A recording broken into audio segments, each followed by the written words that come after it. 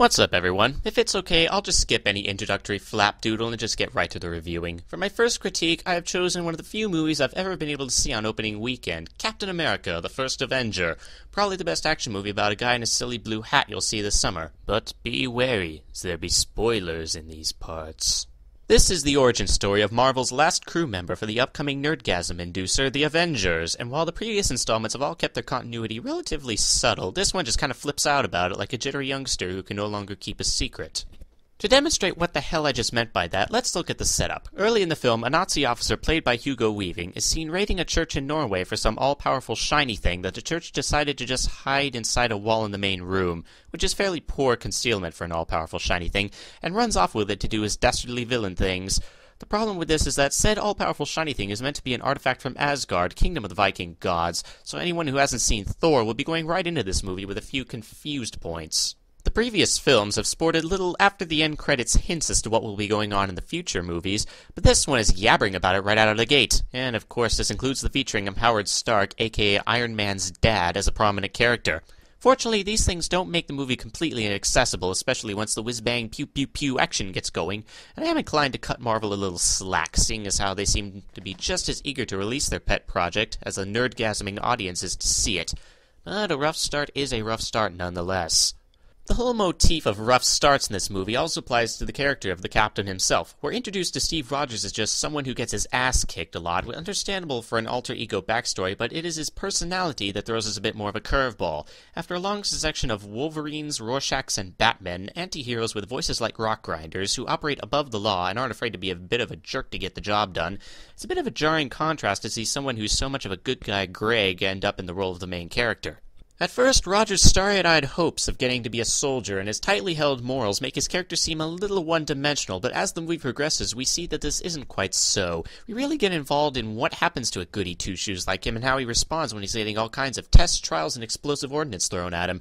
It is nice to see the variety of challenges he faces, from being made into a showgirl by the media after his transformation, to saving hundreds of fellow soldiers from an exploding factory. We see him pushed in a lot of different ways, and it always feels good to see him get through it. After Captain America spends an afternoon in Major League Baseball's therapy room and finally ships up to Europe, he decides to confront the challenge of taking down Hydra, the renegade Nazi secret science division led by the aforementioned Hugo Weaving Gestapo officer, who, as it turns out, only wears his face for style purposes. Red Skull makes his taunts, talking surprisingly well for not having a nose. Cap Am gets the prisoners out of the Doom Fortress, finds his place as a symbol of hope for the Allied war effort, and puts together a special ops team to help him fight Hydra with squadmates as diverse as his children's book cover. And shortly afterwards, we're left with a montage. Yes, here we come to one of my pet peeves about many superhero movies, that after the main character really gets into his thing, the movie doesn't take the time to develop a properly structured arc of action scenes, and instead just goes for a series of best-of snippets, which often do little to show progress of the story or development of character.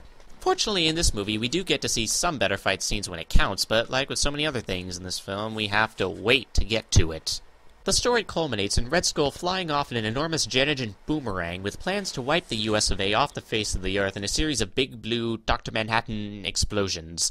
This is where things get good. As Captain America's heroics get him captured, he has to chase down Red Skull to face him mano a mano, everything we expect in a superhero movie. There's a series of highly entertaining fight scenes involving a bit of Inception-style zero-G fisticuffs, plenty to flesh out the summer movie beat-em-up quota. The only real flaw to be found here is near the end of the scene when Red Skull touches the all-powerful shiny thing, which conjures a planetarium show and then causes him to evaporate, which doesn't sound so bad in words, except for that it's a rather random occurrence.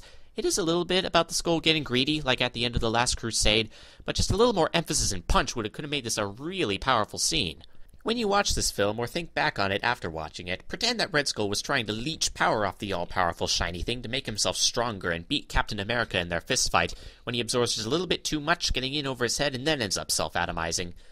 But as it stands, he just touches the all-powerful shiny thing by mistake, and he goes zap. We're left scratching our heads for a moment, until the movie slaps us in the face and brings us back to attention, as Cap is forced to ditch the giant boomerang jet in the Arctic ice shelf to save everyone in the eastern seaboard, only to reawaken in the present day to run into Eye Patch Samuel L. Jackson, telling him he's been snoozing for 70 years. Definitely one of the stranger endings we've seen in a comic book movie, but it's worth it because we get to see everyone fight together in the Avengers next year. Yay!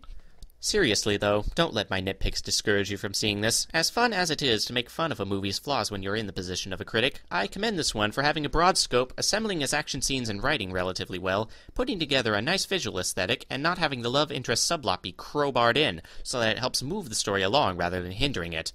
What's more, in a day and age when you're considered a Fox News douchebag, if you don't depict America as a two-faced symbol of self-irony that's prone to backstabbing, it's a real welcome change to see someone who embodies all the better qualities of our great nation going out there and kicking ass. In short, this film lives up to the higher standards of superhero movies, and while it's by no means perfect, as far as fun summer blockbusters go, you really can't go wrong.